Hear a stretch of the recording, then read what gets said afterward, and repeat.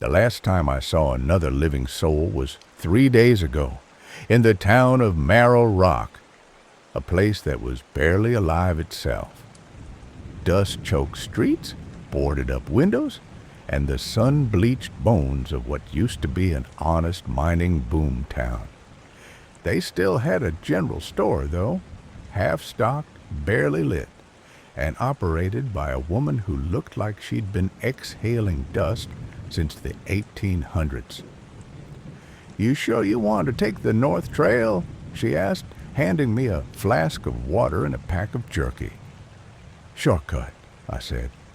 "Quicker way to the Ridge Station. I'm just checking the perimeter markers before summer rolls in." She squinted at me, and not because of the sun. "They say something red walks that way at dusk, walks on 4 legs. Don't follow it."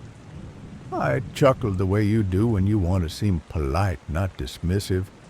I'd heard the stories: miners driven mad by heat stroke, coyotes mistaken for devils, and that old yarn about the red ghost, a camel with something dead rotten on its back. Folktale nonsense. Still, I left town with my rifle loaded. The trail was dry and mostly erased by time, just a faint depression between salt brush and fractured rock. The sun set like it always did in Arizona, fast and furious, dragging the last of the heat down behind the hills. That's when I saw it. I had just rounded a ridge, maybe half a mile from setting camp, when I spotted something up on the next rise. A shape, large and silent, standing against the blood-orange sky. It looked like a camel, red, or covered in something red. I blinked once, twice. It stood too still for too long. Then, without warning, it turned and bolted, gone in seconds. Not a sound made except for a whisper of sliding stone. I stood there for what felt like hours. When I finally made camp, I kept the fire small. The stars overhead felt heavy. The kind of silence out there isn't the peaceful kind. It's the kind that watches you like a paused breath.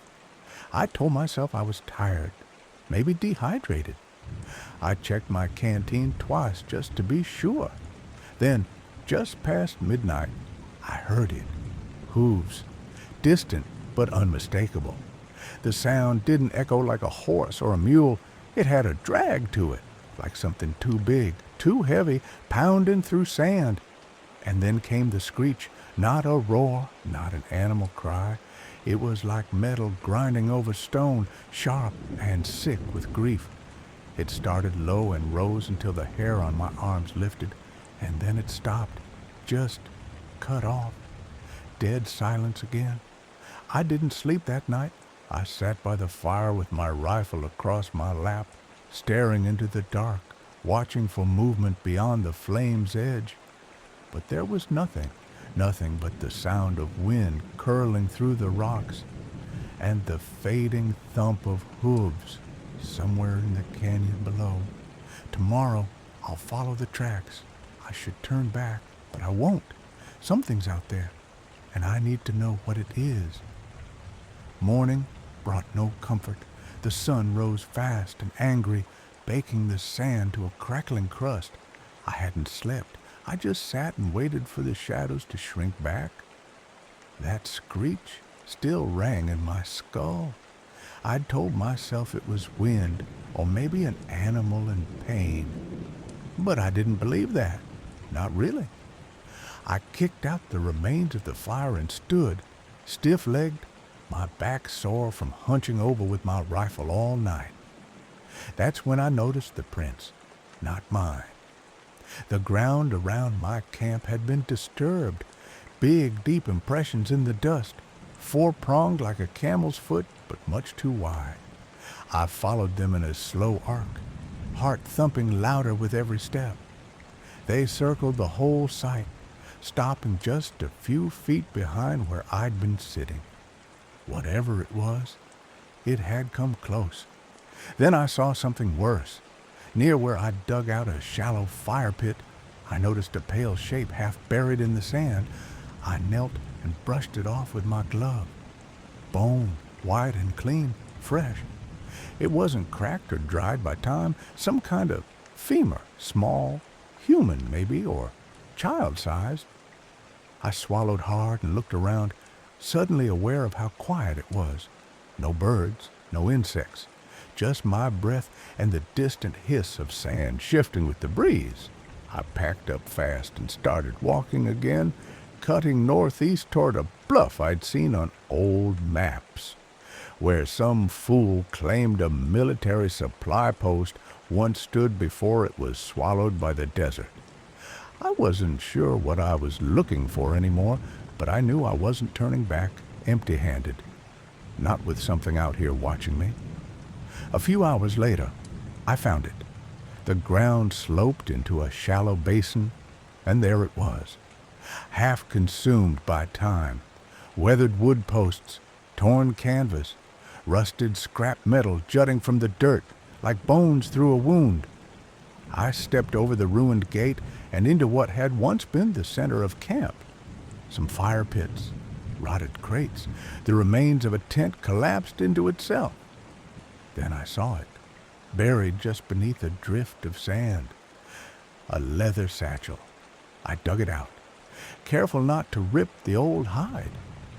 Inside were dry pages bound in wire, ink faded, but still legible. A journal. I flipped through slowly. The entries were short, sometimes frantic. I read aloud without meaning to. July 9th. 2 camels ran off again last night. Corporal says the new one's acting wrong.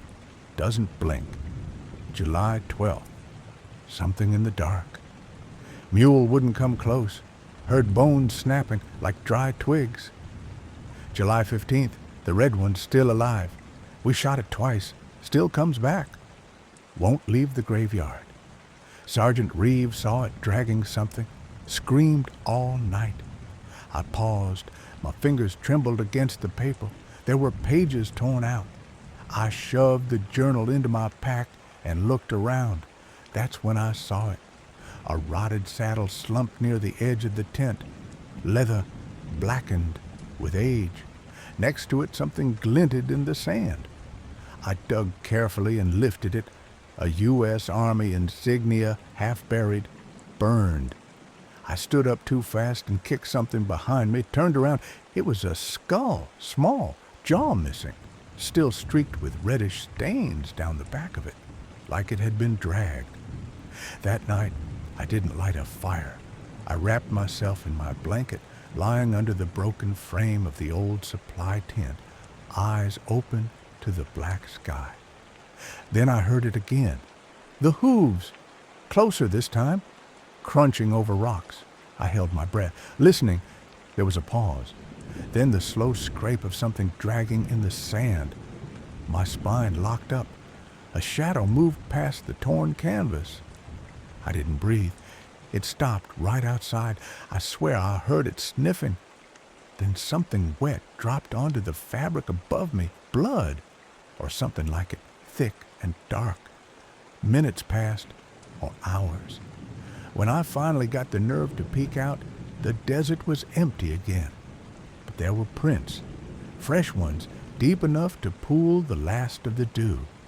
They circled the tent once, twice, and right at the center of camp, laid out neatly in the sand, was a bone I hadn't seen before, one end sharpened, the other gnawed.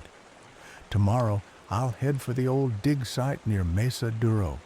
That's where the camel core was supposed to have vanished. If this thing has roots anywhere, it's there.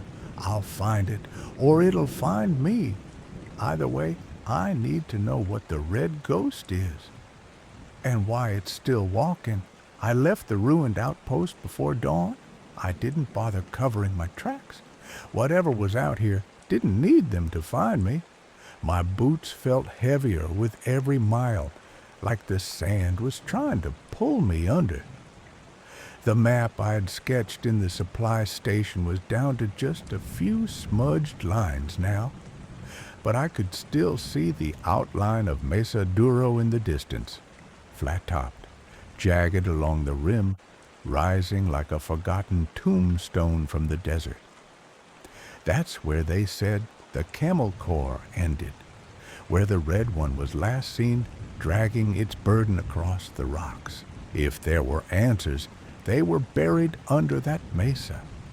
The wind picked up by midday, sharp, dry, angry. By the time I reached the slope leading up to the ridge, the sky had turned a sick yellow, the kind that means trouble's coming. Dust storms in the desert don't announce themselves. They just arrive, blind and deafening. I hunkered low against a boulder and watched as the sun dimmed behind a wall of sand. The wind screamed between the rocks, and in the storm I saw it again, not walking, not fleeing, standing. It stood just beyond the veil of dust, motionless, massive, a camel, but wrong. Its legs were too long, its hump misshapen. The entire body seemed to bleed into the storm, colors running like wet ink. And on its back, God, there was something lashed to it, slumped, human-shaped, one arm hanging like rope, the hand stiff with rot. I couldn't make out a face, just dark sockets where eyes should be, and the glint of teeth through torn skin. The thing didn't move. It just stood there, half swallowed by the wind, watching. Then it screamed, high and sharp, like metal dragged across bone. It wasn't just sound. It pushed through me, a pressure that dropped me to my knees. I don't remember falling. When I came to, the storm had passed. The sky was clear, and I was standing at the edge of a pit. It hadn't been there before, not that I remembered. 10, maybe 12 feet wide, shallow at first glance. But as I approached, I saw the mounds, dozens of them, heaps of bone turned yellow by sun and time, mixed in, horse skulls, rusted spurs, buttons, shredded canvas, shattered tools, and deeper, half buried, were camel remains, limbs twisted, spines snapped, hooves shattered like glass. But one grave was different, a fresh mound, damp, the sand around it darker, as if it had bled. I shouldn't have dug, but I did. I cleared the surface with my boot, then dropped to my knees and pulled at the layers with both hands. Just beneath the sand, I found cloth, army uniform blue, sun-bleached, and bones, human, twisted together with leather harness straps. The vertebrae snapped clean through and lashed across what must have once been a spine. More of those long, slatted camel bones. Fused. The man and the beast had been tied together, or worse, grown into each other, like something had refused to let them part. Then I heard the hooves, not distant, close, crunching, slow. I turned, and there it was. At the top of the ridge, the red ghost stood in full sun. No storm to hide it now. Its flesh shimmered like it was wet with blood. One side of its face was split open, bone showing through, its mouth locked in a permanent scream. The body on its back, it moved, just a twitch. The jaw worked. The eye socket seemed to follow me. I raised my rifle, but my hands wouldn't stop shaking. The creature didn't flinch. Instead, it stepped forward, hooves pounding once, twice, and then it turned and walked away, vanished behind the rocks like it had never been there. I didn't sleep that night either. I pitched my camp beside the pit and kept my back to the largest boulder I could find. I reread the soldier's journal by lantern light. There was one entry I hadn't seen before on a loose scrap tucked behind the back cover. It won't die. It drags him across the dunes. Every night it comes back. The others left me, said I was next. Maybe I am. I can hear it now. Scraping, screaming, watching. We thought we were taming the desert, but we made it angry. To Tomorrow I'll head for the canyon. Locals call it the one that screams. The dig site's no grave, it's a wound, and the red ghost keeps it open. I don't think it wants to kill me. I think it wants me to understand. The canyon split the desert like an old wound, narrow and jagged, with walls that looked clawed open rather than carved by time. I entered because there was nowhere else to go. The wind had turned violent behind me, and ahead the air hung still, heavy as breath inside a sealed box. The stone underfoot shifted with every step. Bones cracked beneath my boots, too many, too clean. Some still wore scraps of canvas buttons, one with a crushed brass buckle embedded in the ribs. The walls closed tighter the farther I went, their faces marked with deep scratches and spirals. No language, no symbols, just rage carved into stone. Echoes followed. First, my own voice bouncing back, then something slightly off. Not quite what I'd said, not quite when I'd said it. Then came the footsteps, mine, then another pair, just a beat behind. I stopped. They didn't. A high, sharp cry pierced the stillness from far off, then silence. A skull rolled from behind a boulder near my boot, its jaw torn sideways, sockets filled with dried gore. I moved past it, slower now, listening to the echoes as they turned to mimicry, whispers in my voice, muttering things I'd never spoken. Then a hoarse sobbing somewhere ahead. Human, close, wrong. The canyon narrowed to a slit barely wide enough to pass. I squeezed through and emerged into a hollow pocket of open stone, the sky above streaked with copper. There, blocking the exit behind me, stood the red ghost. Its hide was slick, red not like rust, but like something freshly skinned. Veins throbbed beneath the surface. Its long head drooped low, mouth opened wide along seams that didn't belong on any animal. On its back slumped the rider, half mummified, fused to the saddle with black leather straps melted into flesh. One arm hung broken, the other clutched a saber welded into the bone. The thing had no lips left, but its teeth smiled, and it watched me. I couldn't move. The beast took one step forward, another. The hooves landed with weight I felt in my chest. It walked slow, deliberate, until it stood a breath away. It knelt. I didn't understand at first. It lowered itself like it wanted me to climb over or look closer. I reached out without meaning to. My fingers brushed the side of its hide. Something tore through me. I saw canvas tents burning in a sandstorm, soldiers screaming, camels shrieking in the night. I saw a man bound to a beast as punishment for desertion, lashed too tightly to dismount, left to die in the sun. But he didn't die. Neither did the animal. The straps bit into both. The heat cooked them together. Bones fused. Screams faded into silence. And the thing began to walk across decades, across lives, not hunting, not killing, just showing. When I woke, I was lying outside the canyon, near the rusted old supply shack. My pack was torn apart, my canteen empty. My journal sat open beside me. The entries were not in my handwriting.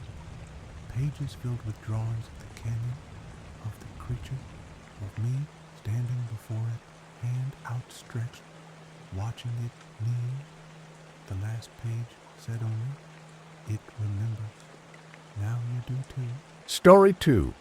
The Cursed Canyon of Two Guns. They say the desert forgets, that the wind carries everything away, erasing what once stood. But I've learned better. The desert remembers. It stores things. Anger, sorrow, screams in places like two guns. I hadn't planned to come back. Not after the last time when my old Nikon jammed and the canyon spit me out like gristle. That was 7 years ago. I told myself I was done with ghost towns, done chasing the silence in broken buildings and graves. But the letter changed everything. No return address, no name, just an envelope with a folded paper inside, coordinates, a time, and one sentence scrawled in thick, uneven pen. The cave isn't empty. You left something behind. My hand shook when I read it, because I had left something behind. A roll of film, 35 millimeter, never developed, taken just before my camera failed. And there was something else, something I hadn't let myself remember until now. A sound I heard back then, breathing, close and wrong. The coordinates pointed to a familiar stretch of highway, mile marker 239, just before the crumbled bridge over Canyon Diablo. 2 guns. The last time I was there, the buildings were falling in on themselves like the land wanted to consume them. I remember the old zoo cages rusted into the earth, a trading post strangled by mesquite, and of course, the death cave, like an open throat in the side of the canyon. I packed light, gear, a tent, my recorder, the old film canister. I didn't tell anyone I was going, not really because I didn't want to worry them, but because no one ever believes you when the desert starts whispering. At a half-dead gas station 15 miles out, I stopped for water. The guy behind the counter had that brittle kind of stare, like he'd spent too many years squinting into sandstorms. "You headed west?" he asked. "Yeah, just stopping by the ruins." He didn't blink. "You're talking about 2 guns." "Yeah." "Don't camp there," he said flatly, "and if you see fires, don't look too long." I paid and left without asking questions. Some advice you don't challenge. By sundown, I was walking the dirt path into the ruins, the rocks still warm underfoot. The sun was a glowing gash behind the cliffs. I set up my tent near the foundation of what used to be the zoo entrance, 3 partial walls and rebar like exposed ribs. That's when I heard it, a crack, sharp, dry, like a boulder split clean down the middle. Then silence, then steps, crunching lightly on gravel, just outside the glow of my fire. I stood still. I didn't breathe. The footsteps circled once, not hurried, deliberate, like something was checking the edge of light, testing the boundary. I reached for my camera, and as I lifted it, the steps stopped. Nothing but the hiss of wind across the canyon. I didn't sleep. I lay zipped up in my tent, camera on my chest, hand on my flashlight. I kept thinking about that film roll, the one I never developed, and I kept thinking about the letter. You left something behind. Now I wonder if it meant the film or something else, something I never meant to bring back. By dawn, I saw tracks in the dust, barefoot, deep enough to belong to someone very heavy, or something not shaped quite right. The desert doesn't forget, and neither, it seems, do the dead. There's a silence out here that doesn't feel natural. It's not peaceful or empty. It's tight, like something holding its breath, like the earth itself is waiting for something to move before it does. After what I heard circling my camp last night, I should have left, but that letter still burned in my mind, and the truth is, I've always gone where the danger lives. I started walking the ruins just after sunrise, camera ready, recorder clipped to my jacket. The trading post was still mostly intact, or what was left of it. Cracked stone pillars, a rotted beam or two, dust, glass. Nature had eaten the place hollow. But down in the basement, beneath a hatch barely hanging on its hinges, I found something that didn't belong. The beam down there had teeth, human teeth, embedded like they'd been hammered into the wood or left behind in a bite so hard it cracked the gums and stuck. There were 5 of them, yellowed, some broken. I didn't touch them. I didn't need to. Just beyond that, wedged under a broken shelf, I found a glass display case, still whole. The contents had long turned to debris, but inside I saw ashes, thin black flakes, like someone had burned hair or cloth in there and sealed it up. Then I made the mistake of stepping back into the death cave. I'd brought fresh batteries, stronger lights, and my backup camera. The first flash lit up nothing but dust and stone. The second revealed something new. Scratches. Deep, chaotic gouges in the walls, trailing like claws dragged in a spiral. They weren't there the last time. I followed the spiral inward, keeping my steps tight and deliberate. I could hear myself breathing, or at least I thought I could. Halfway in, my audio recorder clicked, then hissed. At first I thought it was interference, but when I played it back, the hissing turned into a rhythm, a shallow, wet kind of breathing, not mine, too slow, too deliberate, and close. I froze. I listened. Nothing. That's when I saw it, wedged behind a rock outcropping, a faded tourist map. It was brittle in my hands, folded unevenly like someone had crammed it away in a hurry. What caught my attention were the X's, hand-drawn in red ink. One marked the cave, the others deeper into the canyon. Then I stepped outside, and the sun was already dropping. I hadn't realized how long I'd been underground. I sat by the campfire that night, reviewing the map by flashlight. My camera was at my feet. That's when I felt it, not heard, felt, like the air behind me had changed temperature. I looked up. There, maybe 30 feet away in the center of the ruins, stood a figure, tall, bare-chested, skin dark with soot or shadow, eyes like glass, no movement. I didn't blink. I tried not to, but my eyes betrayed me. Gone. Nothing. I scanned the darkness with my light, just wind, just rock. I dove into the tent, zipped it. I didn't sleep again. Something scraped the tent fabric just before dawn. When the sun rose, the front of the tent had been slashed clean through. 3 cuts, each one long and curved like talons. My gear was untouched. My recorder was still running, though I didn't remember turning it back on. The audio from the night, a single whisper just before the scratches. Stay. The X's on the map are next. I don't know why I'm still here, but the cave isn't done with me, and neither is whatever used to live in it. I thought I knew where the line was, the one between folklore and whatever you call what I've been seeing. But out here, even the air lies. After the map, after the whisper, I couldn't sleep. I followed the hand-drawn X's, 3 of them. One was the death cave.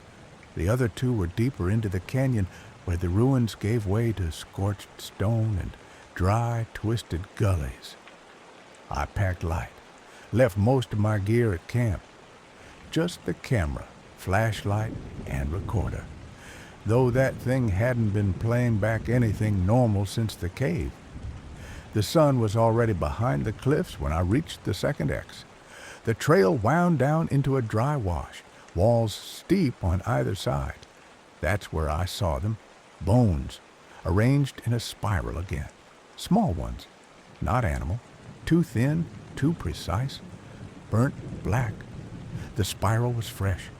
It hadn't been there days ago when I'd wandered this way scouting the ruins. I knelt to photograph it, and the moment the flash went off, I got hit with this smell, like charred skin and wet ash. The kind of scent that clings to your throat, not just your clothes.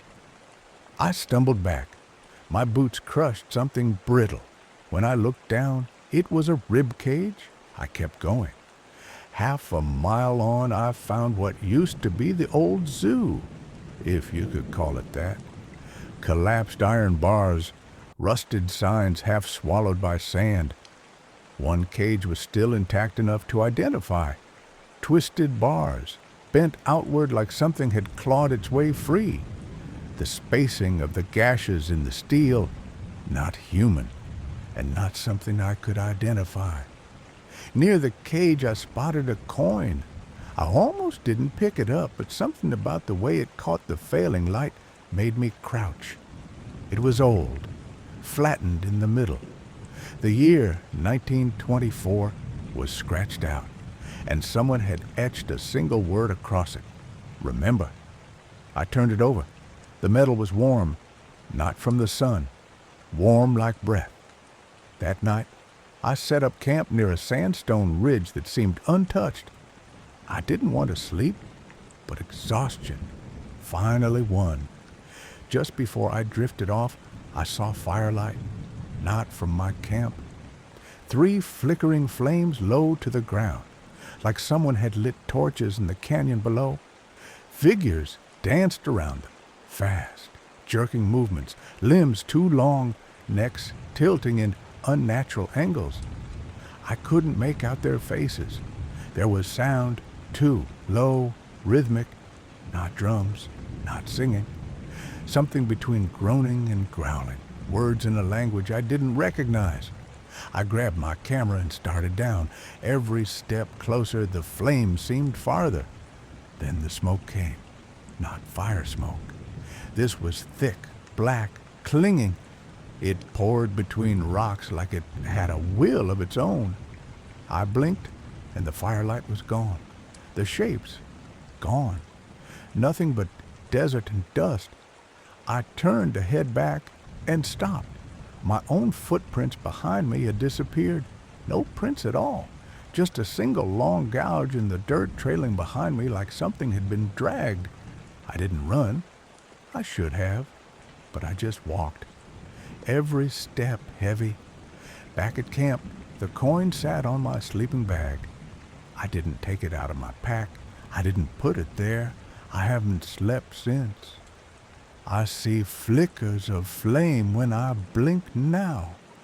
And sometimes in the dark, I hear breathing that isn't mine, coming from inside my own tent. I never meant to go back into the cave after the coin, after the fire shapes, after the clawed bars and the smoke. I should have left. I thought I had left. But when I opened my tent that morning, the landscape was wrong. The horizon line had shifted. The ruins weren't where I left them. There were no tire tracks, no signs of my arrival, just wind. And that sound again, like breathing, but coming from beneath the earth. I followed the sound, back to the death cave, back to where this all started. The opening was smaller than I remembered, as if the canyon was trying to seal it off. But the pull was too strong. Inside, it was cold and dry. Not a natural cold, something more ancient, a vacuum that drank in warmth. The walls narrowed as I descended. My flashlight flickered. Its beam caught more of those claw marks, deeper now, slicing stone like paper, spiraling inward toward something I couldn't yet see. The recorder I wore on my chest clicked on by itself, though I hadn't touched it in hours. Static hissed through the mic. Then a voice. Not just a voice, my voice, but I hadn't said anything. Keep going. I did. At the end of the main tunnel, I found the collapse I remembered from the map. This time, there was a gap wide enough to slip through, barely. I crawled in on elbows, scraping bone and stone. The chamber beyond was black, completely black, but warm, like the inside of an oven right after it shuts off. Then the glow started, faint red, low to the ground. It pulsed from a mound at the far end. I got closer. It wasn't a mound, it was skulls. Dozens of them, some split clean, others melted together like wax. Every eye socket burned dark. My flashlight died. I switched to my camera flash. With each burst of light, the room seemed to shift, walls bending, bones crawling subtly inward. I lifted the camera to record. That's when I saw it, me. Not in the lens, in the footage. The playback screen showed me walking through the cave, whispering, but I hadn't spoken. I was standing still, watching. Yet in the footage, I turned, looked at the camera, and smiled. I dropped it, backed up. Something cracked behind me, rock shifting, the mouth of the tunnel folding inward. I ran, except I wasn't moving. Every step brought me back to the pile of skulls.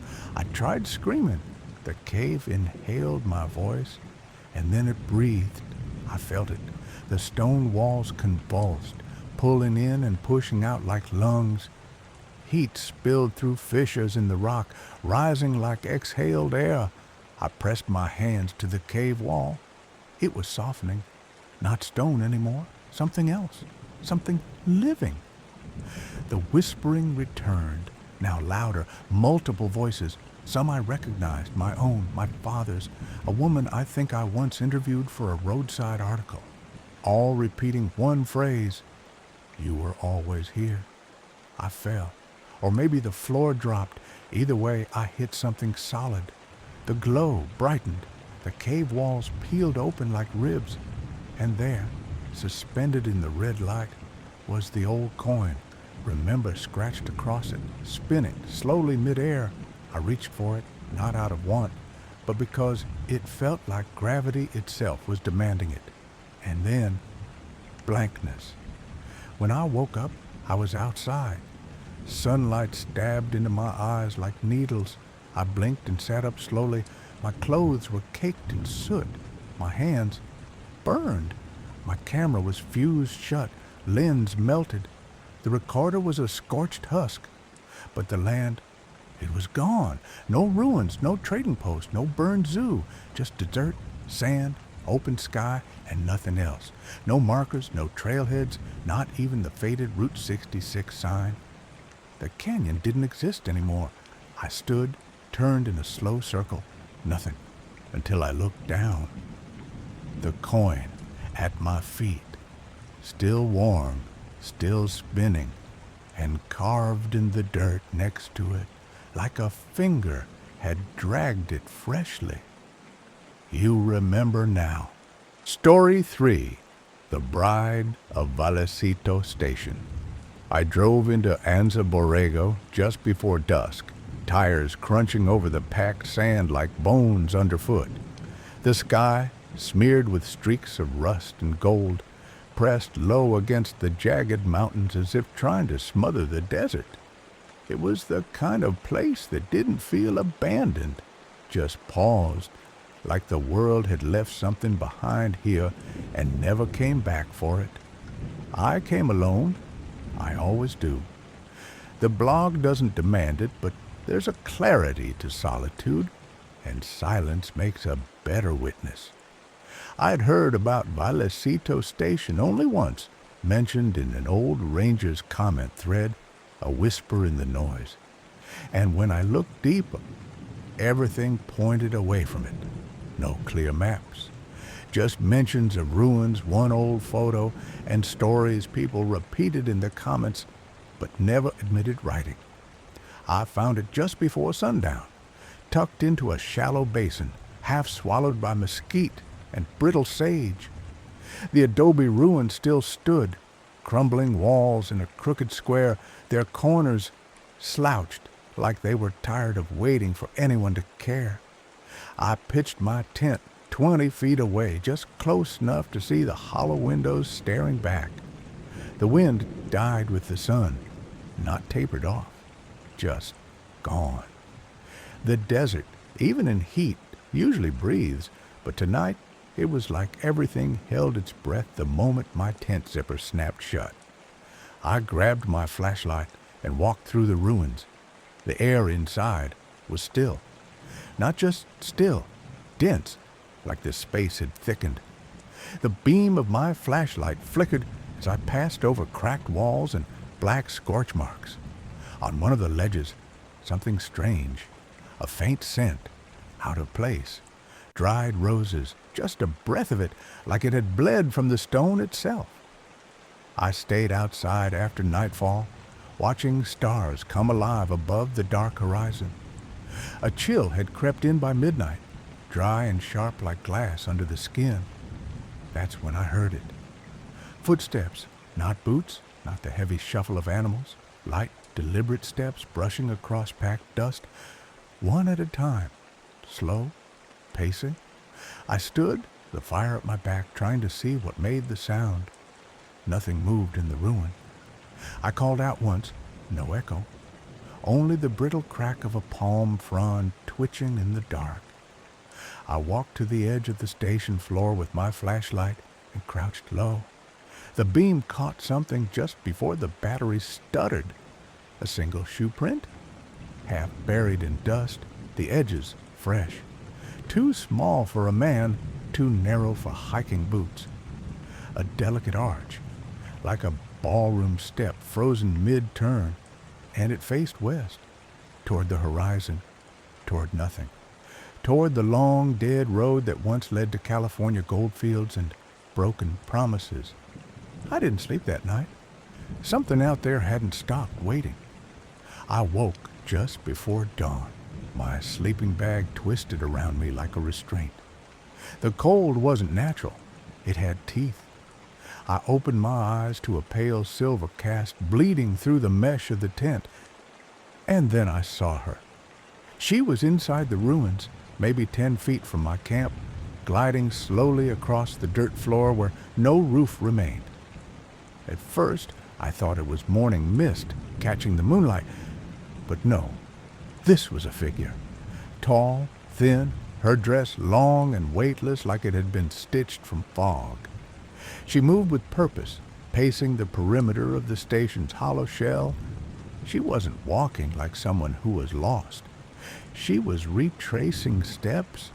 She turned, and I saw her face. Or rather, didn't. There were features, but they blurred the harder I looked. Her mouth was moving, soundlessly, over and over, mouthing the same phrase. I couldn't hear it, but I felt it press against my skin like a cold breath. He promised.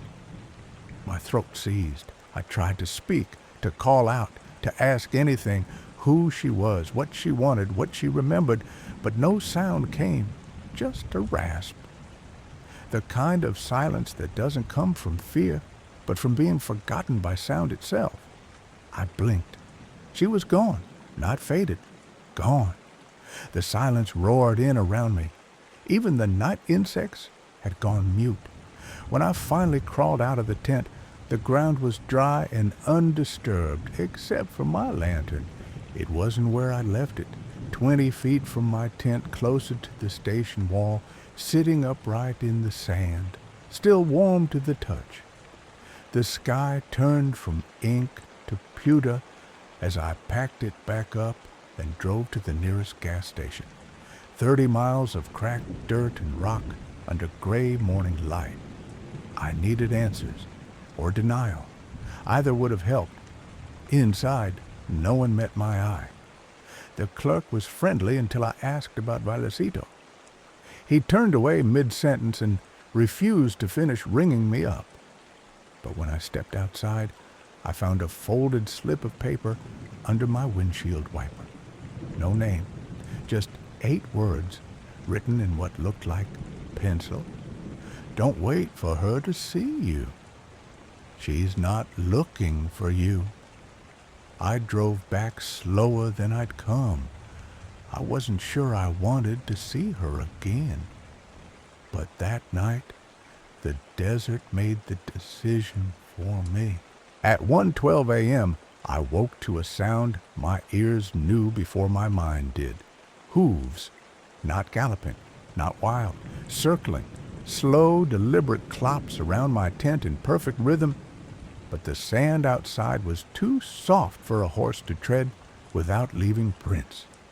And when I peeked out, nothing broke the moonlit line of the dunes, no shadow, no rider, only the sound, looping again, closer, around and around, until it stopped right behind my tent. And something exhaled, I didn't sleep the next night. I didn't even try. Instead, I sat with my back to the ruins, camera in hand, recorder running, fire burning low. I kept my headlamp off, afraid the beam might scare something off, or worse, attract it. The wind had gone still again, the desert holding its breath like it was waiting for something just out of sight. At 2:08 a.m., I heard the first sound, a low creak, followed by the distinct clatter of wooden wheels turning over hard-packed earth, the kind of sound I'd only ever heard in movies. But this wasn't a recording. The stagecoach emerged from the darkness without warning. No lights let it in, just the glint of moonlight catching the iron rims of its wheels. But as it passed, I saw lanterns flickering weakly on either side, their glow pale and unsteady, like flame struggling against the pull of death. There were reins, pulled taut, but nothing held them, no driver, no horses, only a set of ghostly harnesses floating in empty air, moving like something should have been there. The coach didn't follow the old trail. It veered toward my camp. I froze, not in fear exactly, but in some deeper paralysis, like the desert itself had reached into me and squeezed. Through a fogged window, I saw faces, shapes at least, obscured by age, dust, or time. No one looked out. No one moved. They were just aware, or watching. And then, as quickly as it came, the coach turned. It didn't fade out. It simply passed, the rattling growing softer as it rolled behind the station beyond the mesquites. I stood and followed, trying to keep pace with the noise, but it moved too fast. I nearly stepped into a pit, maybe 5 feet deep, hidden behind a cluster of desert scrub. Inside were splintered fragments of wood, mostly blackened by age, and half buried in the sand, a rusted wheel hub. I recognized it from old photos of 1850s coaches, same design. But what disturbed me more than the pit was what lay just beside it. Tracks, fresh wheel ruts, deep, pressed into the earth as though from a heavy weight. But they vanished both directions. No lid in, no trail away. Just there. I circled the station at first light, looking for anything left behind. That's when I saw the paper. It was pinned under a rock by the western wall, fluttering faintly in the morning breeze. A torn journal page, edges weathered and dark with age, written in faded ink. She coughed blood last night. The fever worsens. We bury her near the palms where she last breathed. God help her. We cannot wait. March 1852. I didn't realize I was crying until the ink on the page blurred under my fingertips. That night, she returned. I heard her before I saw her. Not footsteps this time, but fabric dragging across sand. Her veil moved though the air was still, her dress whispering like it remembered wind. She stepped out from the far side of the station, head tilted, eyes vacant, but somehow still full of yearning. She was closer than before, so close I could see the dried streaks on her cheeks. She didn't look at me. She wasn't looking for anyone alive, only for that coach that never stops. The wind came first, whipping across the flats in sudden frantic gusts. My campfire died with a hiss, scattering sparks into the dark. I barely had time to grab my gear before the sandstorm swallowed everything. The world turned to dust. I ran for the ruins. Inside, it was worse than I remembered. Crumbling adobe walls pressing inward, the roof long gone, stars and sandstorm sky above. But it gave shelter. I crouched near the eastern wall, breathing through my shirt, ears full of howling wind. Then, silence. The storm ended like someone flipped a switch. The desert went still, not quiet. Still, not a single grain of sand shifted, no animal sounds, no wind, no breath, just silence. Then the sound of hinges creaking. I turned toward the station's door, except there was no door. It had collapsed years ago. But I heard it. I heard it swing open. The scraping wood, the pause, then footsteps across the stone threshold. I waited, barely breathing. She entered, dressed in the same faded white, veil torn and trailing, face pale as bleached bone beneath the moon, her head tilted down. She wasn't walking, gliding, but her train stirred the dust. She passed within 10 feet of me and never looked. She stopped at the center of the ruins, arms folded in front of her, as if holding something invisible. Then she turned, slowly, toward the far wall. She hummed. It was a soft, tuneless thing, barely audible over the blood in my ears, like a child humming to herself while waiting, a lullaby without words. She sank to her knees, reached toward the ground. I followed her gaze and saw it, a depression in the sand, perfectly oval, no more than 4 feet across. The bride laid her hands flat against it. Something moved beneath, not an animal, not wind, a shifting, a slow, deliberate turn of unseen weight. I stared, she stared, and then she vanished, gone. But the depression remained, and the sand inside pulsed once. I should have run, should have packed up, driven out, except I couldn't. My car wouldn't start. Phone, dead. GPS, frozen on a blank map. The desert had erased me. That night, I curled in my tent, dreamed, or thought I did. I saw her, not the ghost, but the girl, young, coughing, burning up in a cot inside the station, clutching a letter and shaking fingers, a stagecoach pulling away. She cried out for it to stop, but it didn't. She was too weak to stand. In the dream, she pressed the letter to her chest and whispered a name. But the name had no sound. I woke up sobbing. The dawn light didn't feel like salvation. It felt like another trap. The adobe walls looked newer.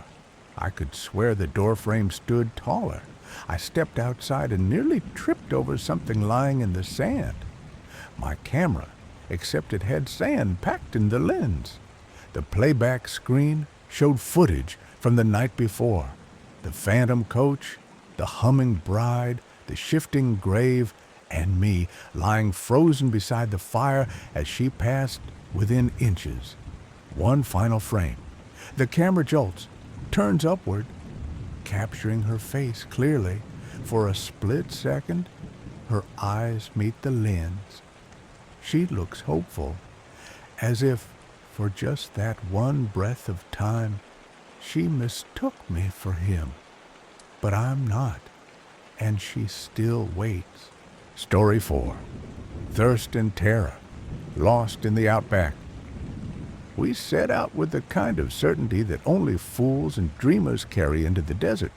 3 of us, me, Mark, and Nathan, and the dog, Finn. The sun was already blistering the horizon when we pulled away from Alice Springs, chasing some back road thrill that was supposed to lead to forgotten ruins or maybe just silence. Out here, even silence sounds like something worth chasing. We followed a thin track until it bled into red dust, then followed that dust until it gave way to something that looked like a road, maybe. It wound through the sparse gum trees and cracked under the weight of the truck. None of us realized it wasn't a road.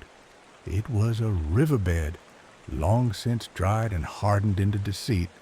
Then the wheels sank. It happened so fast. The front tires lurched, sand spun up like smoke, and we jolted to a stop with a deep, shuddering crunch. Nathan jumped out first, laughing nervously, kicking at the sand. "We'll dig it out," he said. "No problem." But the more we dug, the deeper we went. like the Outback wanted to swallow us whole. There was no cell signal, no footprints, no tire marks, no fences, just us and the endless red. That first night, we stayed in the car. The air cooled fast, and the silence settled even faster. We shared biscuits and tried not to look at the water jug, only a few liters between us. Finn whimpered once, ears stiff, eyes darting toward the scrub like he knew something we didn't. We joked to keep the dread at bay, but I saw the way Mark kept checking the sky, counting stars like they might give him a direction.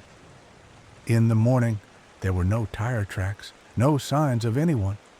The riverbed around us was carved into pale scars and dry roots. Nathan tried climbing a nearby ridge with the radio, waving it like it might magically pick something up. Static. Only static. By midday, the heat was unbearable. We draped shirts over the windows and rationed the water in silence. The dog panted constantly. The dust tasted like copper. That night, we slept in shifts, or pretended to. I remember lying awake, listening to the deep groans of the metal chassis cooling in the cold. A twig snapped somewhere nearby, loud in the stillness. We froze. No one said anything. I stared out into the dark through the cracked glass, wondering how far a scream would carry out here, wondering if anyone would hear it at all. By the third day, the sun felt like it had a vendetta. It didn't rise so much as slam down on us. Raw, searing, endless. We rationed water by the capful, tipping it onto our tongues like it was liquid gold. The dog, Finn, paced under the car's shadow when he wasn't curled up tight, ears twitching at every breath of wind. The biscuits were already soft from the heat, and the donuts had gone stale, but we chewed them like they were meals. Anything to ignore the growing ache in our stomachs. Mark climbed onto the roof and waved at the sky, at nothing. A few times a day, one of us would take a shift up there, arms raised like scarecrows, praying for a shape on the horizon. But there were no shapes, just shimmering air, the kind that makes you think you see movement where there's none. We kept the radio on for company, even if it only gave us static. Somehow, even that was better than silence. The nights didn't bring relief. They brought something worse. The cold settled over us with sharp teeth. It didn't just chill, it bit. I couldn't sleep in the car anymore, not with the windows frosting over from the inside. I started digging a shallow hole beside the truck, piling up sand to shield myself from the wind. I burrowed into it, wrapped in a blanket. Finn curled against my stomach. I could feel him shaking. Sleep came in fragments. 10 minutes, maybe 15. I'd wake up to sounds I couldn't place, snapping twigs, soft footfalls, the kind of noises that shouldn't exist in a dead place. One night, I heard a rustle, then something brushing against the metal of the truck. I sat up so fast my head spun. Nothing was there, just open dark and the skeletal trees swaying above. On the fifth night, a sound rolled in from the distance. It was a howl, but it didn't sound like a dog or a dingo. It was too drawn out, too wrong. We froze in the car, all of us awake. Nathan whispered, "Did you hear that?" But none of us answered. I didn't want to admit that I had, that I'd heard it clearly. It came again, longer this time. I couldn't tell the direction. It could have been miles away or right behind the rocks. It echoed in a way that made it feel like it was inside us, not around us. I held Finn tighter, and he buried his nose in my coat. We didn't sleep much after that. We didn't talk about it the next morning either. Some things lose power if you don't speak them aloud. Or so we thought. That day the wind picked up, dry and sharp, cutting across the dunes. Our skin cracked at the edges, lips splitting with every word. Nathan tried to joke, but his voice was hoarse. Mark didn't say anything at all. When the sun began to set again, I felt it, like something watching from just beyond the trees, like we'd trespassed somewhere ancient, and it hadn't decided yet whether to forgive us. I remember thinking, this isn't about surviving anymore. This is about not being the first to break. And we were already starting to fracture. We made the decision to move on the 6th night. It wasn't a group choice. It was more like something inevitable, like gravity pulling us out of the car and away from the wreck. The rations were gone. The air inside the vehicle had turned into a slow, suffocating death sentence. We would walk by night, hide by day. That was the plan. Simple, maybe even stupid, but staying put had started to feel like waiting to be buried alive. We followed the moon. The world was reduced to shades of gray and silhouettes of ghostly trees. The Outback looked even less human at night. Hills rising like sleeping beasts, branches reaching like claws. We walked in silence, Finn limping now and then, his tongue dry and dark. Every few minutes, someone would turn and check behind us, as if expecting something to be there. Nothing ever was, not at first.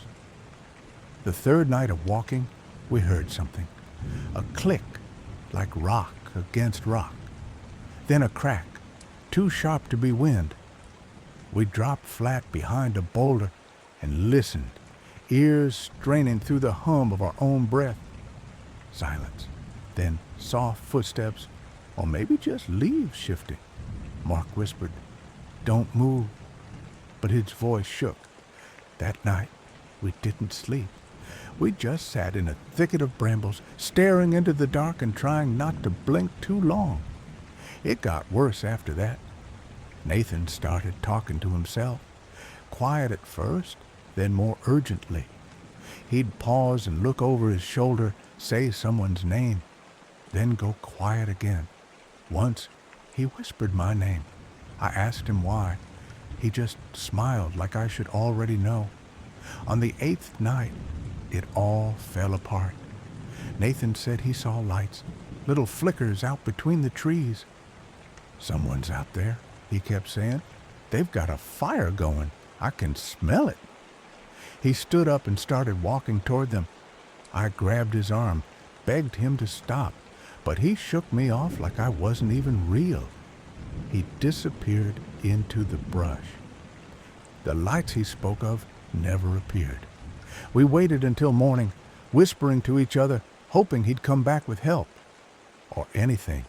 He never returned. Mark wouldn't talk after that, just stared off into the trees with wide, unblinking eyes. His lips were cracked, and his breathing came in short, dry gasps. He didn't sleep anymore, neither did I. By then, every sound felt like it had a shape. Every rustle was footsteps. Every gust of wind carried something with it, a word, a laugh, a whisper that didn't belong to us. I started hearing my name too, not from Mark, not even from Finn, from the dark itself. Whispered softly, like someone crouched behind a tree, calling over and over. I saw shadows that didn't move with the moon. I saw my reflection in a puddle blink when I didn't. I was falling apart, thread by thread, and the worst part was knowing it was real. Because out there, with no walls and no voices but your own, even your thoughts turn against you. By the 9th night, only 2 of us remained, and even then I wasn't sure we were both still there. Hunger became a rhythm, not a pain, not even a sensation anymore, just a dull echo behind my ribs. The sun rose and fell, a pale enemy in the sky, and each passing day blurred into the next like smeared ink. We stopped keeping count. Or maybe I was the only one left who tried. Finn, our dog, stopped barking on the 10th day. He lay by the base of a scrub tree panting, his eyes glazed and distant.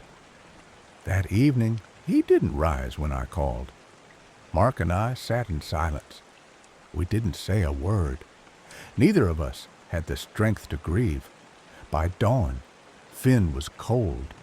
Mark looked at me once, eyes hollow, then turned away. We didn't bury him. The ground was too hard. That day the hallucinations sharpened. I saw water dripping from the trees, cold and clear. But when I reached out, my hand came back dry. I dreamed of a creek trickling beneath my feet, cool mist brushing my cheeks. My name whispered lovingly from the branches above. I knew it wasn't real, but it didn't matter. It still pulled at me. Mark stopped speaking. He blinked, moved his lips now and then, but no sound came. Once, he reached out and touched my arm. His fingers trembled. When I asked what he needed, he just stared through me, like he wasn't seeing me at all, like he was already somewhere else. Maybe somewhere safer. The next morning, I woke up alone. No Mark, no tracks, just wind and silence and a sky too blue to feel real. I called his name until my voice gave out. I waited through the heat, then through the night, tucked against the belly of the car, trying not to shiver. I should have kept walking, but my body refused. My thoughts circled like vultures. My legs were too light, my head too heavy. I dug deeper beneath the car, into the dust and grit, wrapping myself in whatever scrap of shade I could find. The days stretched thin, my skin blistered, my lips split open. Every shadow looked like a figure in the corner of my vision. Every gust of wind carried a voice that almost said something, almost. I started to talk to the silence. It didn't answer, but I kept talking anyway. On the 12th morning, the air shifted. I smelled it first. Dampness, not sweat or rot or the dry breath of the wind, but water, real, cold, somewhere nearby. I crawled from under the chassis, half dreaming, half dead. My legs gave out twice before I saw it. A trickle cutting through the dirt, fed from a shallow depression where trees huddled low. A water hole. I dropped to my knees and drank. No caution, no hesitation. It tasted like the sky. It tasted like the end of a nightmare. I drank until my stomach ached, until I couldn't tell if I was sobbing or choking. Then I dragged myself into the shade and let my body go slack. That's where they found me. The rescue team said my skin was like parchment, that my heartbeat was thready, that I was lucky. I didn't feel lucky. I was alive, yes, but something had stayed behind in that red dirt, something the wind had taken, something the shadows had kept. When I closed my eyes, I still saw Mark's empty stare. I still heard Finn's last breath. I still felt the eyes in the dark, watching, waiting. I made it out, but part of me didn't. And the desert, I think, still remembers. Story 5. Desert Dream. I always wake up sweating, not from heat, at least not at first, but from something worse. The silence. In the dream, I'm naked, not in the vulnerable, embarrassed way you'd expect. More like the universe stripped me bare on purpose. Every time, I'm in the exact same place. The desert stretches out forever in every direction. Dunes roll into each other like ocean waves frozen in time. There's no shade, no structures, no signs of life. Just me, standing, alone, and it's hot. Not just summer hot, dry bone, heat stroke, blister your eyelids hot. But somehow, I don't burn. The sand doesn't cling to me. The sweat on my body evaporates before it can roll past my neck. It's like the heat is trying to hurt me, but it can't finish the job. The worst part is the stillness. Not a breeze, not the buzz of insects, no clouds drifting overhead. I try to listen for something, anything, but even my breath is muffled, like it's echoing from inside a helmet. I turn in circles, hoping to see movement, a shadow, a bird, my own damn footprints. Nothing. And yet, I know I'm not alone. I feel it. Something's watching. Not someone. Something. It doesn't blink or move. It just knows me. Watches me from somewhere just beyond the edge of my vision, waiting. The sand beneath my feet is too perfect, too flat, too clean. Like it's been swept, or maybe sterilized. Then I always see it. Far off, way past the nearest dunes, a shimmer. It's faint, like the reflection of water, like a mirage you'd see on hot asphalt. It flickers, pulses. Every time I squint to get a better look, I hold my breath. I know it's important. That shimmer means something. But just as I lock my eyes on it, just as it starts to take shape, I blink, and it's gone. Vanished, like it was never there. That's when I notice I'm not sweating anymore. My skin is dry. The heat isn't oppressive, it's suffocating. It clings to me like smoke. The silence deepens. Somehow, impossibly, it gets quieter. And I realize the desert is holding its breath too. It's waiting. And whatever comes next, it's not going to let me wake up. It never changes. The dream resets like clockwork. But this time, I feel it building before I even see it. The sky is wrong, flat and too pale, like someone smeared bone-colored paint across it. The silence hums behind my eyes. It's so quiet it scrapes against my thoughts. My feet are still buried in the sand, ankle deep in grit that doesn't feel real, too smooth, too clean. It doesn't even shift when I move. I try to lift one foot, then the other. Nothing, like I'm being held down, not by gravity, but by something more deliberate. Then the sound begins, a low, dragging rumble. It doesn't roll like thunder. It grows, like something waking up beneath me. I turn toward the horizon. The shimmer I always see is gone. Instead, the sand has started to shift, just a ripple at first, like a breath pushing under a blanket. But then it swells. It rises. My chest tightens. No part of my brain knows how to process what I'm seeing. It's a wave, not water, not wind, just sand. Fluid and towering, like molten glass curling into a crest. It moves too fast. It shouldn't move at all. It shouldn't exist. I try to scream, but my throat locks. I twist my shoulders, strain every muscle, willing my legs to lift. Run, damn it, run! But I'm frozen. My body isn't mine. The wave looms now, blotting out the sickly sky. I hear it, roaring like every scream I've ever swallowed. It's going to hit, and I can feel it. The moment it crashes into me, it doesn't just knock me down, it goes through me. Every nerve flares white hot, as if I've been shattered into 1,000 pieces and reassembled wrong.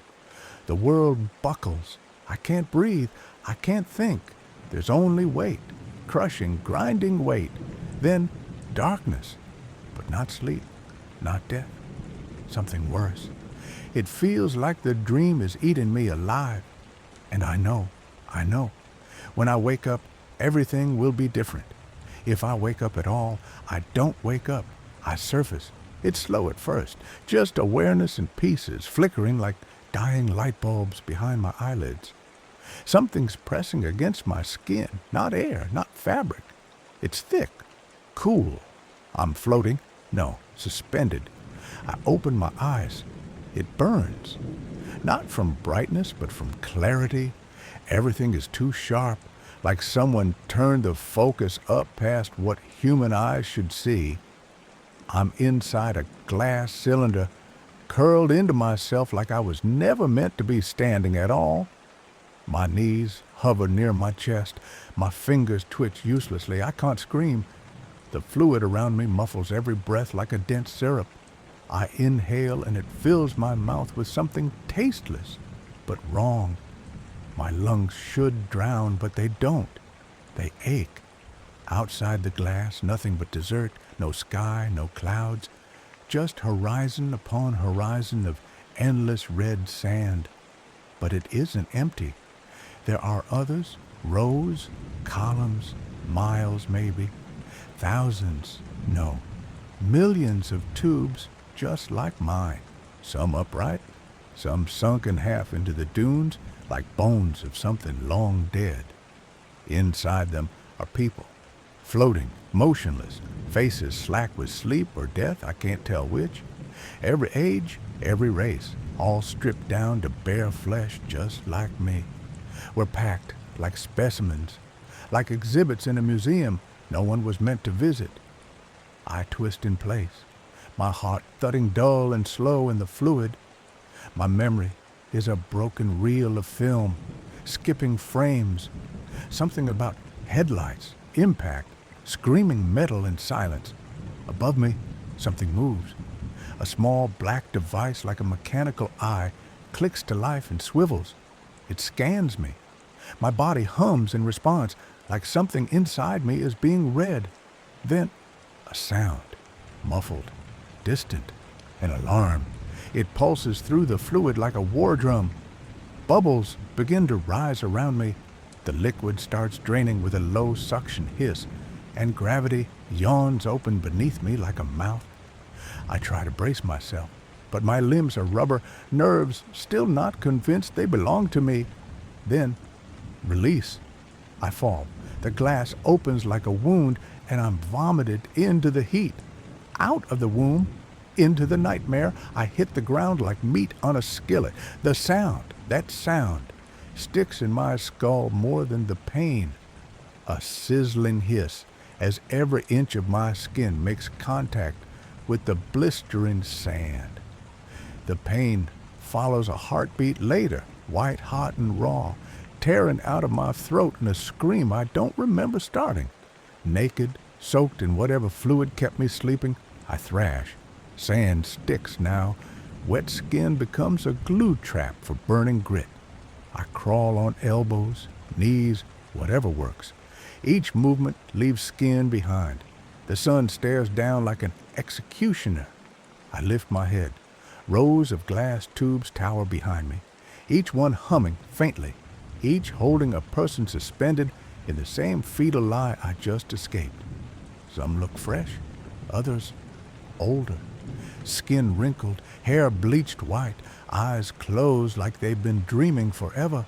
Some tubes are cracked, one is shattered. Blood stains the sand beneath it. There's no body, just drag marks. Something moves behind the dunes. I see a blur, a twitch of motion in the edge of my vision. It vanishes when I look straight at it.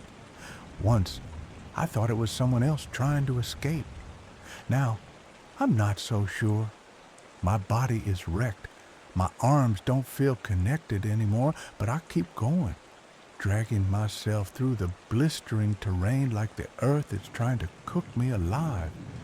That's when I see it. Metal, half buried, half melted, jutting out like a rotted tooth in the sand. A vehicle, twisted frame, shattered windshield, tires melted down to rubber puddles. I crawl closer, pulling myself through the heat waves. The driver's side is smashed in. The seat is torn. There's dried blood on the dash. I stare at it, and something clicks in my skull. I was in this car. I was driving. The sound of tires screaming, the desert flashing past in headlights. Something stepping onto the road that shouldn't have been there. Something tall, glass, sand, darkness. Then, this. A shadow passes overhead. I don't look up. I can't. I know whatever's up there isn't a bird. My skin peels in patches. sloughing off like wet paper. My tongue is dry leather. My eyes feel like cracked glass. I hear something behind me, hissing, mechanical. Something is approaching, not fast, no need to rush. It knows I won't get far. I crawl until I can't, until my face presses into the burning sand and I don't flinch anymore. Around me, the desert breathes. I try to remember what's real. The dream, the car, the tube, the wave. But it's all the same now. The desert doesn't let go. It just waits. Story 6. My memories vanished beneath the black sand. I woke with a mouth full of grit. Cold, fine grains clung to my lips, slid past my teeth, and coated my throat like ash.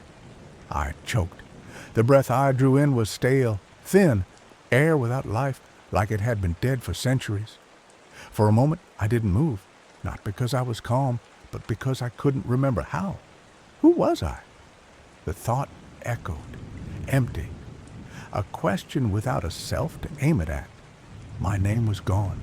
My past, my people, even the sound of my own voice, erased. I didn't know what I'd lost until I reached for it and felt nothing but absence. Eventually, my arms obeyed me. I pushed myself upright, grains of the black sand cascading off my chest and arms in dry streams. The landscape before me was worse than alien. It was blank. No hills, no vegetation, no wind, no sound, just a great plain of black, cold sand under a low gray sky. I stood, unsteady, and turned in a slow circle. Nothing.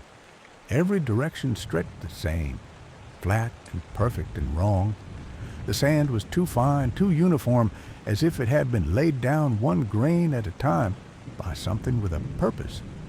I walked, or I think I did. My legs moved, and the scenery didn't change. There were no markers, no distant shapes, just an eternal repetition of dark sand and dull sky. After a few minutes, I looked back. There were no footprints. I stopped. My heartbeat, which I hadn't noticed before, sped up, a fast thrum in my ears. I bent down, pressed my hand into the sand, fingers spread wide, then pulled away. The imprint faded. Not slowly, not naturally. It healed, like skin knitting shut. I pressed again, deeper, more forcefully, watched the lines, the creases, the shape vanish within seconds. The sand did not want to remember me. Panic bubbled in my chest. I started walking faster. I picked a direction, not that it mattered, and began to jog, then run. My breath came in hard, rasping pulls. I needed the sound of my own motion, the feeling of doing something, anything. Still, the landscape did not change, and behind me, no evidence I had ever moved at all. The sky didn't shift. There was no sun, no shadow, no sign of time passing. It was neither day nor night, just a forever gray. I stopped again only when my legs gave out. I dropped to my knees, hands buried in the cold grains. Am I the only one here? The thought didn't feel like mine, but it was all I had. My pulse slowed. The silence wrapped around me like a second skin. Oppressive. Total. Then, for the first time, I listened, and I realized what was missing. There was no wind, no distant hum, not even the faint rush of blood in my ears. The world was too quiet, like it was listening back, watching, waiting. I didn't know who I was, I didn't know where I was, but I knew this. Something in the black sand wanted me to forget, and it was doing a very good job. I don't know how long I walked. The gray sky gave me no hints, no arc of the sun, no shadow to chase. Just the colorless void above and the black dust below. A horizon that never moved, never grew closer, but my body did not forget time, even if the world had. My stomach turned in on itself, knotted tight, protesting its emptiness with growing fury.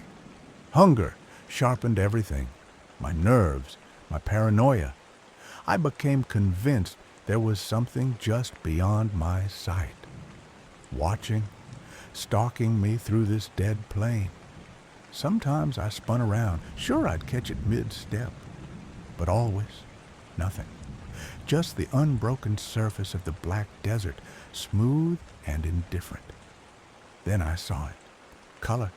A blot of it in the distance. Impossible and wrong. Not a trick of shadow or a mark in the sand, but actual color. Deep, bleeding red against the endless black. I ran. The effort burned, but the sight pulled me like gravity. As I neared, details resolved. A small pond, still as glass, surrounded by pads, flat, wide, and a crimson so vivid it looked like a wound torn open in the earth. I fell to my knees at the shore. The water was dark, but clear, almost oily. I hesitated. It didn't seem right.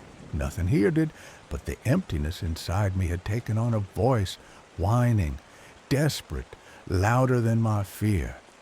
One of the lily pads drifted closer. I reached for it, hand trembling. Its texture was wrong, too smooth, almost rubbery, pulsing slightly under my fingers. I didn't think. I tore a piece and shoved it into my mouth. The reaction was instant. My throat closed. My stomach lurched. I spat it out, coughing violently as bile surged up. I fell sideways, heaving, watching as a thick string of half-chewed red matter and stomach acid hit the sand. And then the sand moved. The vomit sizzled as if dropped on acid. The grains quivered, shifted, and sucked the mess downward like it was being swallowed. In seconds, it was gone. Not a stain left behind, not a trace. The sand pulsed briefly in the same spot, then stilled. I stared, my body frozen, breath caught in my chest. I didn't want to blink. I was terrified the world would shift again while my eyes were closed. I edged away from the pond, back scraping the sand. My hunger was forgotten, replaced by a raw animal fear. The water's surface hadn't rippled once, not from my movement, not from the wind, because there was no wind. The pond was wrong. This place was wrong. But I couldn't keep going. My limbs trembled, every joint aching from effort and emptiness. Whatever reserves had carried me this far were spent. I crawled to the edge of the nearest red pad, not to eat, not again, but to lie near something, anything that wasn't that damn black sand. Sleep took me like a drug, sudden and absolute. And as I drifted into unconsciousness, I swore I felt something shift beneath me, not the wind, not a dream, the ground breathing. I awoke with the taste of metal in my mouth. My tongue was dry, lips cracked, and for a moment I thought I was blind. The sky above looked no different than the inside of my eyelids. The same leaden gray, the same endless dullness that didn't brighten or fade. I didn't remember falling asleep. I didn't remember dreaming. I only remembered the feeling of the ground pulsing beneath my body as I drifted off. Now there was silence again. No, not silence. A low vibration hummed through the air. So deep, it was almost below hearing, more like something I felt in my ribs. The black sand trembled beneath me in tiny, unnatural shifts. And then I saw it. Across the pond, standing perfectly still on the far shore, was something that had not been there before. It towered above the surface, at least 2 stories tall, partially obscured by the gray haze. My breath caught in my throat. My limbs locked, as if instinct knew what my mind couldn't yet understand. The creature was grotesque.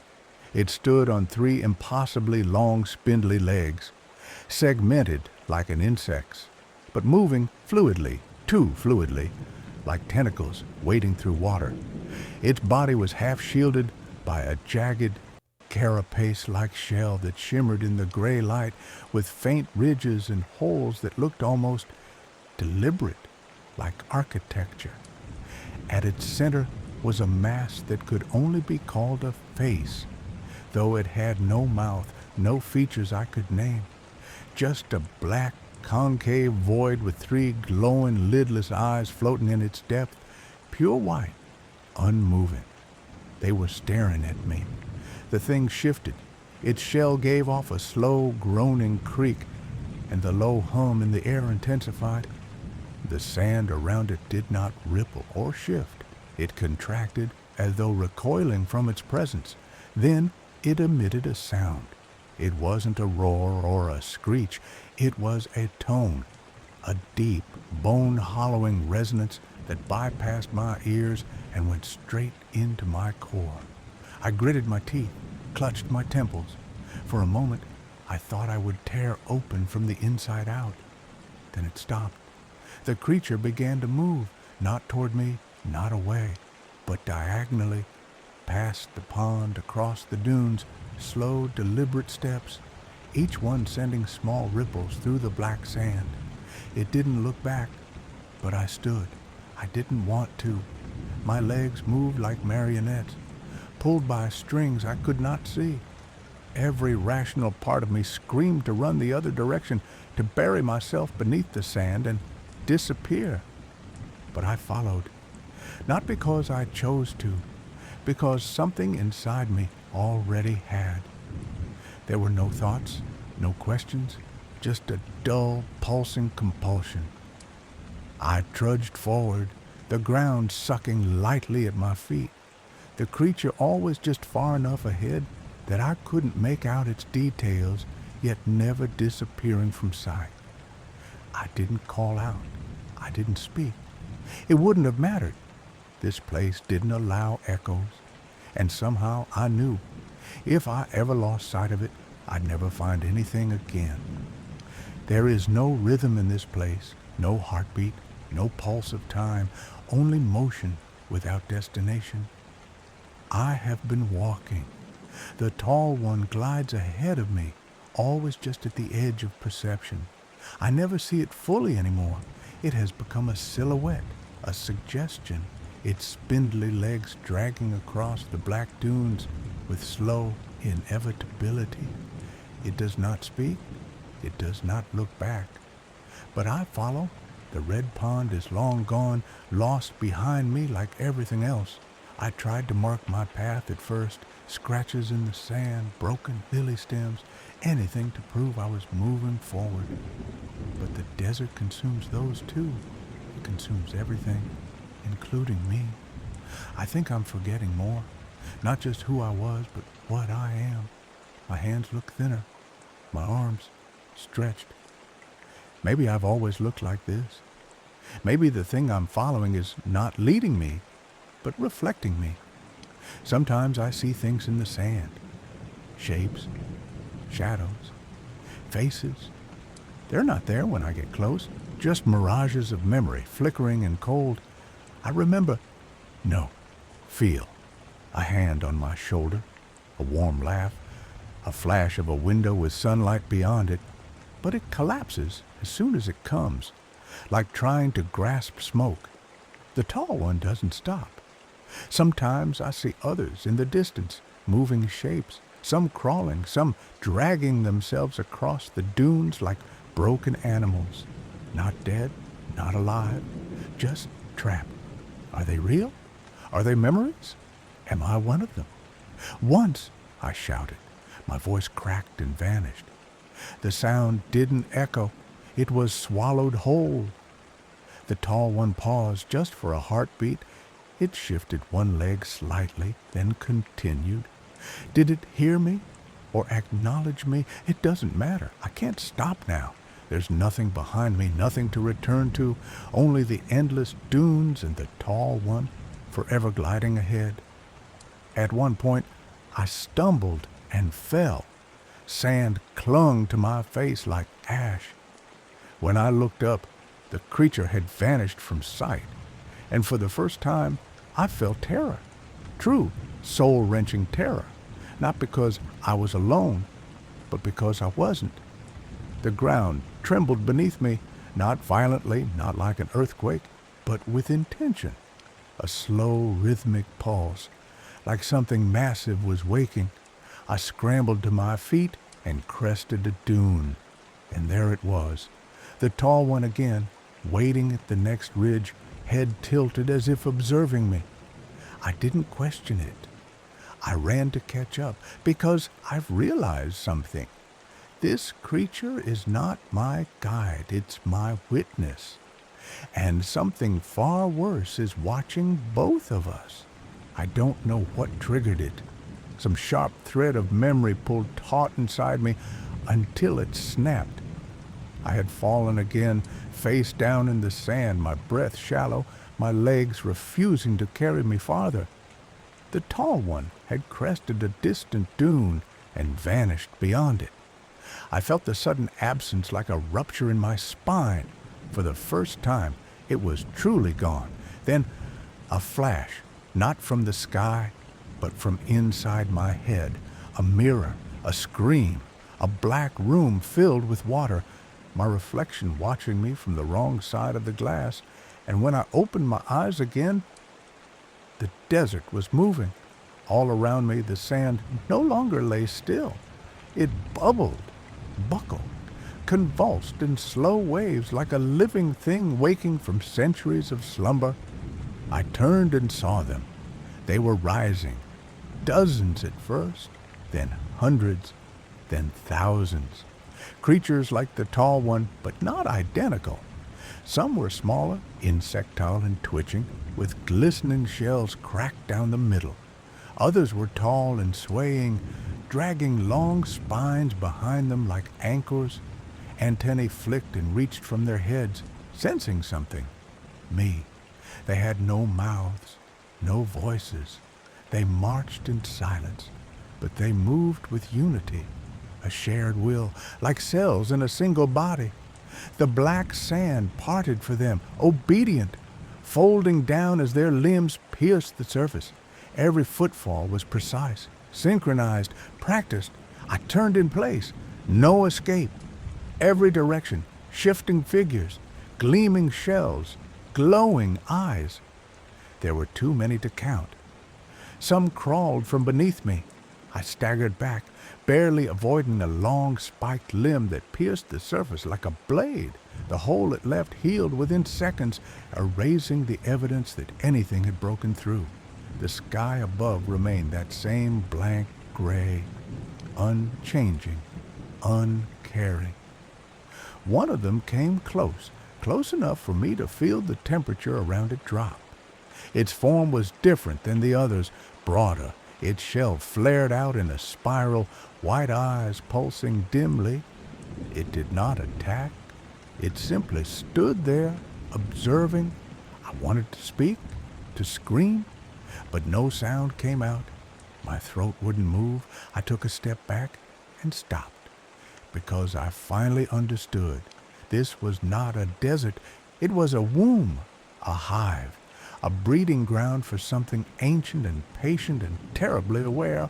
I was never wandering through it. I was inside it, and I was not lost. I was found. The horde moved in, slow and steady, encircling, encasing, not in violence, but certainty. This was not a chase. It was a harvest. The sand curled around my feet, pulling downward, not fast, not aggressive, but deliberate. My legs sunk to the knee, then the hip. I could feel the grains vibrating, millions of them humming, in tune, like the sound that came from the tall one's chest. I didn't resist. What would be the point? The last thing I saw before the black sand closed over my eyes was a single white glow, high on the dune. The tall one had returned. It stood still, 3 long legs rooted deep, watching, not saving me, witnessing the end. Story 7. The Desert Road. The desert doesn't breathe like other places. It listens. That's the only way I can describe it. I've driven Highway 21 more times than I can count. Usually at night, usually alone. There's something about the empty black ribbon of road stretching through the dust and nothingness that helps clear my mind. But that particular evening, something felt different. The air was too still, and the heat had an edge to it, like the earth itself was holding its breath. The sun had just dipped below the mountains, dragging the last of its light with it. The sky turned bruised purple, the kind of color that makes you uneasy without knowing why. I rolled down the window for some air, but instead of relief, a dry, metallic smell drifted in, like rust and old bones. I saw her then. She was standing on the side of the road, facing traffic but not waving, not even looking up. Thumb out, arm raised loosely, like she didn't really expect anyone to stop. A blonde girl, maybe late teens or early 20s. She was barefoot, wearing a thin denim jacket and cut-off shorts, her hair tangled by the wind. Something about her posture looked off, not afraid, not hurt, just drained, like the road had taken something from her. I slowed down. I don't usually pick up hitchhikers. Nobody does anymore. But something about her made it impossible to drive past. She didn't speak right away when I leaned over and opened the passenger door. Just stared at me with pale, expressionless eyes. Then softly, she said, "Thanks." I nodded. "You heading far?" She slid into the seat, careful not to touch anything more than she had to. "Just up the road a bit," she murmured. Her voice was quiet, tired, like she'd been talking all day in her head, and this was the first time she'd let any of it out. I eased the car back onto the highway. The sun was gone now. Only the pink ghosts of light clung to the edges of the hills. She didn't look at me again, just stared out the windshield like she was watching something only she could see. "So," I said after a few minutes, trying to break the silence, "been out here long?" She tilted her head slightly, as if considering the question. "A while," she said. "Time's strange out here." I chuckled nervously. "Ain't that the truth?" The silence settled in again, thicker this time. The road ahead stretched into blackness, broken only by my headlights sweeping across the broken lines of pavement. That's when I noticed the chill. Even with the window cracked and the heat of the desert still radiating from the ground, the air inside the car had turned cold. Not a breeze. More like the temperature had just dropped 10 degrees. My skin prickled. I glanced over at her. She was still, hands folded in her lap, eyes distant. I couldn't shake the feeling that she was listening to something I couldn't hear. "You okay?" I asked. She smiled faintly without turning. "People don't usually stop for me." "Yeah? They're smart." Her words landed heavy, like they were meant to mean more than they seemed. I didn't know what to say to that. Just kept driving. In the rear view, the desert had disappeared completely. Just darkness now.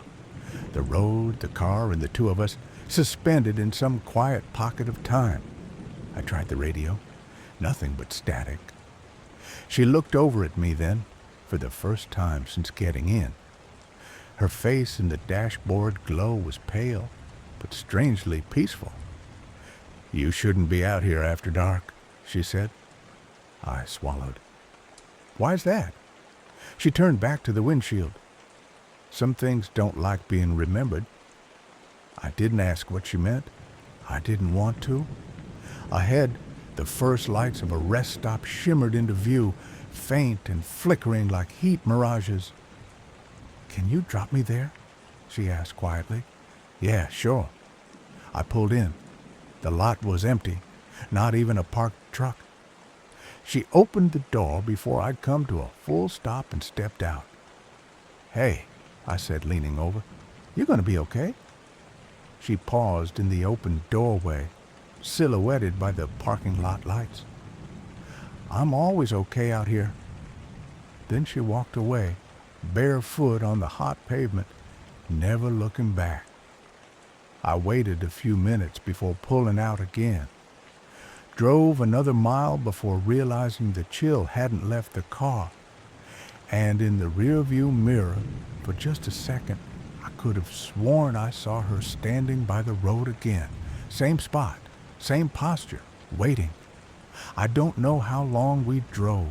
The miles unraveled beneath us like thread, one stitch at a time, swallowed by the night. The road was empty except for us. Me behind the wheel, Jessie in the passenger seat, staring out into the darkness as if waiting for something to take shape. She hadn't spoken again since getting in.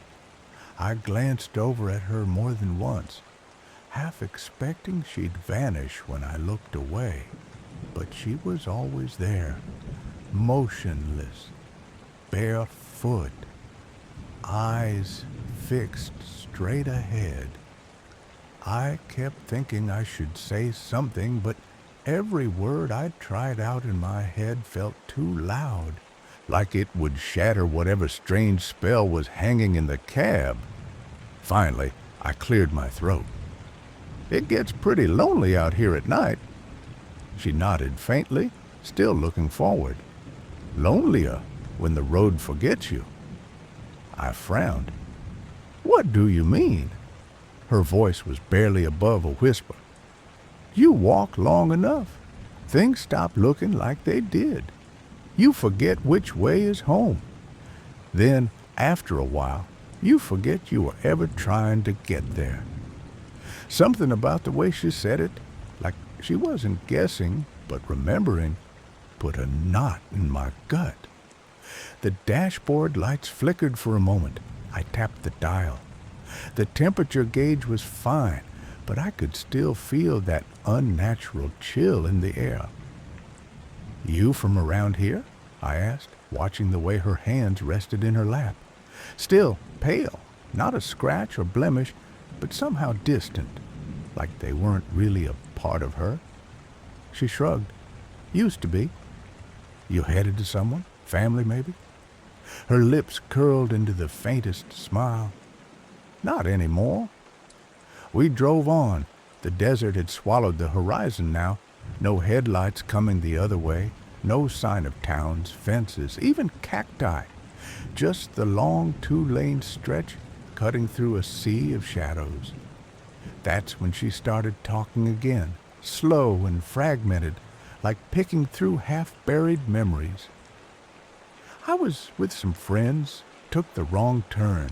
We were looking for a shortcut, but the map was old and the road just ended. She paused. I got out to walk. Thought I saw something out in the sand, something bright. When I turned around, the car was gone.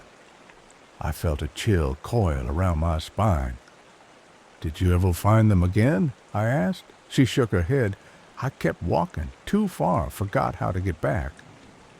There was something wrong with her tone, calm, steady, but beneath it, something cracked.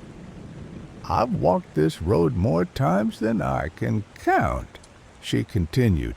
Sometimes it feels different. Sometimes it doesn't feel like anything at all. I don't think it ends. My grip tightened on the wheel. We passed a mile marker, but the number was scratched out, worn to nothing. A full moon had risen behind us now, casting long shadows across the pavement. I glanced sideways again and froze. She cast no shadow. The light poured through the windshield, caught the edge of my seat, and passed over her completely. It was as if the moonlight didn't see her. I didn't say anything, didn't look again, just kept driving. Soon, a dim glow appeared ahead. A rest stop. Flickering fluorescent lights, a single vending machine, and a row of cracked pavement surrounded by low desert scrub. It looked abandoned. "That's good," Jessie said, her voice suddenly clear again. "You can drop me here." I slowed the car, pulling off to the side. She opened the door before we'd come to a stop, stepped out silently. "Hey," I said, not sure why. "You sure you'll be okay?" She turned and looked at me then, really looked at me. Her eyes held something ancient, worn down, as if she'd been watching that stretch of highway longer than I'd been alive. "I'm used to it." Then she turned and walked into the dark, her bare feet making no sound on the pavement. I waited for her to turn around. She didn't. The chill in the car stayed with me for miles. When I looked in the rear view, I thought I saw her, just for a heartbeat, back at the side of the road, thumb raised once again, waiting. I didn't sleep well that night. Even in my own bed, far from the desert, I couldn't shake the feeling that Jessie was still sitting beside me. I kept waking to the sound of tires humming on asphalt, only to find silence and the faint outline of the moonlight spilling through my blinds. By morning, the edges of everything felt blurred, like the desert had followed me home. I couldn't stop thinking about her, the quiet way she spoke, how she never really blinked, the way the chill had sunk into the car and stayed there long after she left. But most of all, I couldn't forget how the moonlight passed right through her. I needed to know who she was. The diner sat along the main highway, a low-slung structure of peeling paint and sun-warped windows. I'd stopped there a dozen times over the years, but it felt different this time, like it was holding its breath. A bell jangled overhead as I stepped inside. Behind the counter stood a gray-haired woman wiping down a stack of chipped mugs.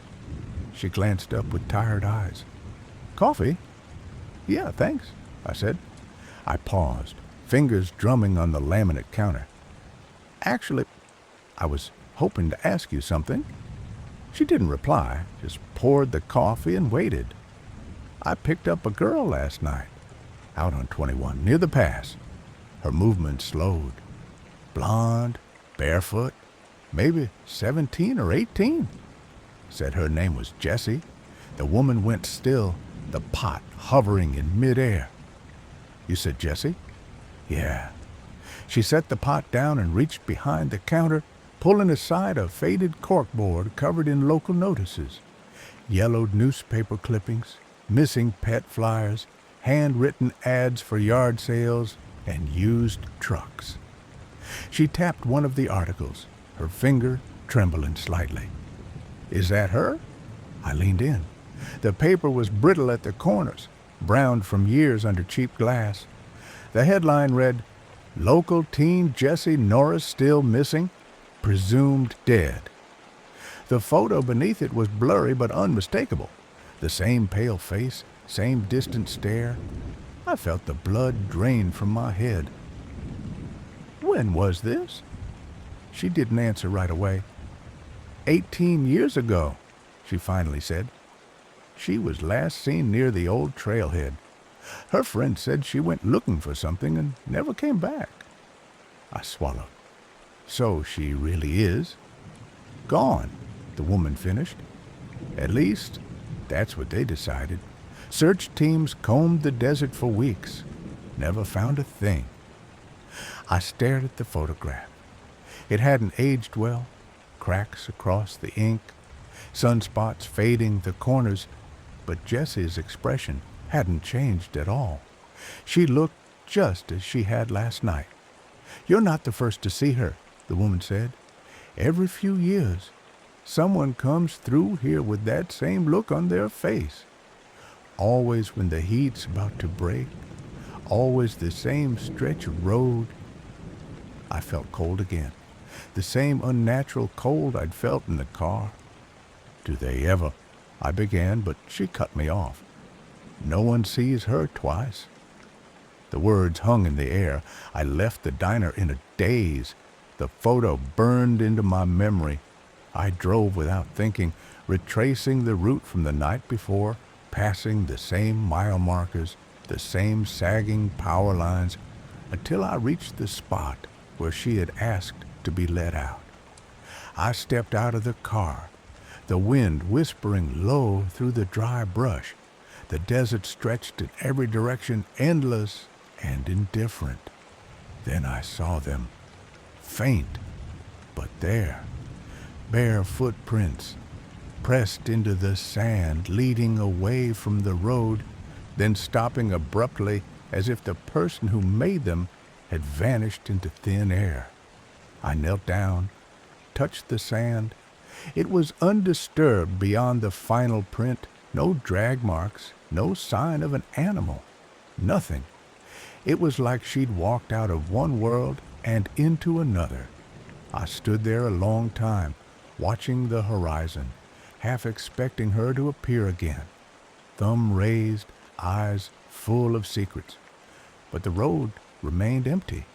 Only the wind answered. I started driving the desert road more often after that. At first, it was just curiosity, a need to make sense of what I'd seen, to convince myself that I hadn't imagined the whole thing. But the more I drove it, always at dusk, always alone, the more I felt like I wasn't the one doing the looking. Something out there was watching me. It wasn't just the road. It was the space between things, the quiet gaps in radio static, the way the headlights sometimes caught movement where there was nothing, and the dreams, always the dreams. I'd see Jessie's face framed in moonlight, her lips forming words I couldn't hear.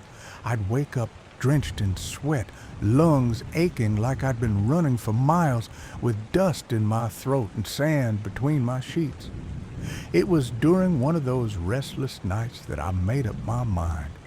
No more driving past, no more halfway stops. I would drive the whole stretch again, from end to end, one last time. It was late September. The air was still warm, but the desert felt like it was holding its breath. The full moon was high when my engine coughed once, then died. I was halfway between two forgotten exits, exactly where Jessie had stepped out of my car. The silence that followed was so complete, it rang in my ears. I tried the ignition. Nothing, not even a click. My phone had no signal. I stepped out, flashlight in hand. The road was empty, endless in both directions. And then I saw her. She was standing just off the shoulder, beside a creosote bush, as if she'd been waiting. But she wasn't the same, not exactly. Her hair hung in dry strands around her face. Her eyes were dark hollows, and her skin was cracked and stretched too tight. Bones jutted at sharp angles. Sand clung to her ankles like a second skin. Still, it was her. "Jessie?" I whispered. She tilted her head, a slow, strange movement. Her mouth opened, but no sound came at first, just the whistle of wind. Then, in a voice dry as paper, she said, "You found me, but you can't take me back." I took a step toward her. She didn't move. "You don't belong here," I said, though I wasn't sure if I meant her or me. She blinked once, slow. I walked too far off. I tried to get back, but there's no road out, not really. My flashlight flickered, then died. For a moment, we just stood there, both of us in the moonlight, both of us stuck somewhere between two worlds. Then she turned, barefoot on the sand, and began walking away from the road. Her form shimmered at the edges, unraveling like smoke. I stumbled after her, but my legs wouldn't move fast enough. "Wait!" I shouted. "Let me help you!" She paused, looked back. "You already did," she said. Her voice wasn't coming from her mouth anymore. It was everywhere inside my skull, like a memory I hadn't lived. "You remembered me?" She smiled, and then she was gone. I don't remember collapsing, but I must have. I woke up at dawn, miles from my car, lying in the sand with no footprints around me. The keys were in my pocket. The engine started on the first try. I never saw Jessie again, but she never really left me either. I still hear her sometimes. In the hum of the tires, in the hiss of the wind, her voice crackling faintly through the radio, speaking words I can almost, but not quite, understand. And when I check the mirror, I see her face sometimes, just for a blink, just behind me, still hiking that long stretch of desert road,